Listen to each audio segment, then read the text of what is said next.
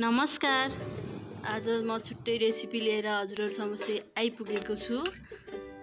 आज मैले बनाउन गइरहेको छु कोदाको खीर। खीर त हामीले खाइरहेकै छौं।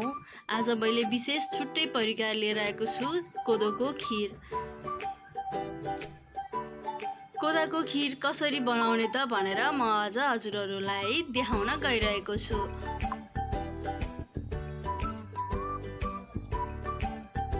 देख्दा नै खाऊ लाग्ने मिठो जस्तो देखिएको छ र खाँदा पनि मिठो पनि छ। सबभन्दा पहिला कोदो लियौं, फलेर राम्रोसँग त्यसको भुस फालेर अनि मैले कोदो लिएको छु। कराईमा मैले अलिकति घिउ राखे। घिउ तातिसकेपछि अब मैले राम्रोसँग फलेर सफा गरेको मैले कोदो लिएको छु। एक कप जति कोदो लिने र कोदोलाई एकछिन हामी राम्रोसँग सानो आगो लगाएर यसलाई एकछिन हामी भुट्ने छौं। सानो आगो लगाएर राम्रोसँग नडढ्ने गरी यसलाई भुट्नु पर्छ। हल्का रातो कलरमा हाम्रो यो कोदोको कलर हल्का रातो भएर चेन्ज हुन्छ, देख्न सक्नुहुन्छ। त्यति बेलासम्म हामीले यसलाई भुट्नु पर्छ र मैले यसमा तेजपत्ता पनि राखे।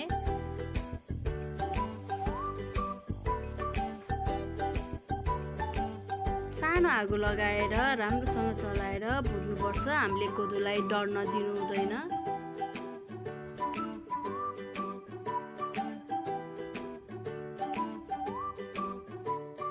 त्यसपछि मैले अब यसमा दुध मिक्स गर्छु। मैले दुध आधा लिटर जति दुध लिएको छु। 1 कप कोदोको लागि मैले अहिले 1 गिलास अहिले राखिसके। यसलाई राम्रोसँग चलाएर हामीले चावलको खीर पकाउँदा जसरी नै यसलाई पकाउनु पर्छ। सानो आगो लगाएर राम्रोसँग बिस्तारै चलाउँदै पकाउँदै गर्नुपर्छ।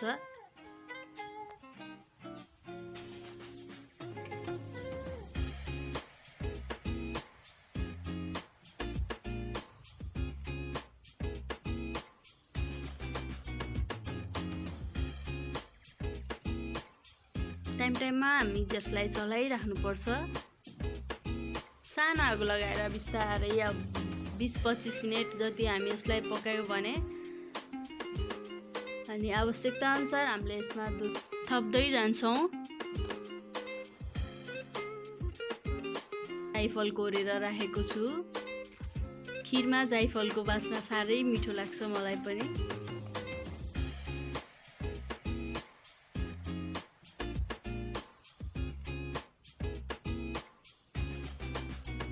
कोरेको नरिवल राखे मैले। तपाईले मन पर्ने ड्राई फ्रुट्सहरु पनि राख्न सक्नुहुन्छ। बिस्तारै सानो आगो लगाएर बिस्तारै चलाउँदै पकाउँदै गर्नुपर्छ। हामी चावलको खीर पकाए जस्तै गरी। हेर्न सक्नुहुन्छ अहिले हाम्रो खीर अलिकति बाक्लो भएको छ, थिक भइसकेको छ। यसमा मैले राखेको छु गरम मसला, इलायची पाउडर अनि ल्वाङ सुकमेलको अनि धुलो मैले पिसेर राखे। हाम्रो कोदाको खीर लगभग पाकिसकेको छ। मैले यसमा चिनी चाहिँ राखेको छैन। मैले यसमा भेली राख्दै छु। भेली राख्नको लागि हाम्रो यो खीर पाकिसकेपछि हामीले यसलाई एकछिन ग्यासबाट बाहिर निकालेर सेलाउन दिनुपर्छ। तातोमा हामीले भेली राख्यौं भने फाट्न सक्ने सम्भावना हुन्छ र हाम्रो अब खीर हाम्रो अलिकति सेलाइसकेको छ र मैले भेली पकाएर राखेको थिएँ। त्यो भेलीलाई मैले मिक्स गरेँ। अब एकछिन यसलाई राम्रोसँग चलाएपछि अनि हाम्रो खीर रेडी हुन्छ। तपाईहरु चिनी राख्न पनि सक्नुहुन्छ। मैले चाहिँ आज भेली राखेर बनाएको छु।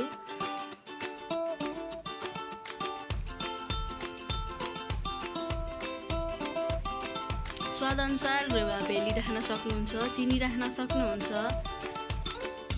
हाम्रो खीर रेडी भइसकेको छ। तर भेली राख्ने बेलामा चाहिँ खीरलाई सेलाउन दिनुपर्छ र एकदमै सजिलो छ र खाँदा साह्रै मिठो हुन्छ। तपाईहरुले एकपटक यो रेसिपीलाई एकपटक अवश्य पनि घरमा ट्राई गरेर खानु होला।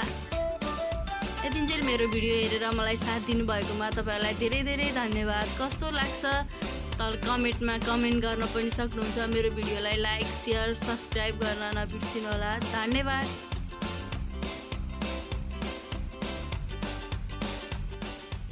मेरो च्यानल सब्स्क्राइब गर्न चाहिँ नबिर्सिनु है।